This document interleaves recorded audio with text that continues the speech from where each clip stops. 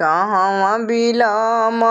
लगनी ए शीतली मैया कहवा बिलम लगनी हे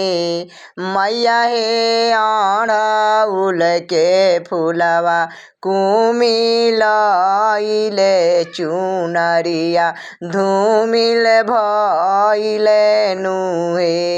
ए मैया हे गैया के दूधवा उतरइले पूजन के बेरिया भइले नुहे उहवे बिलम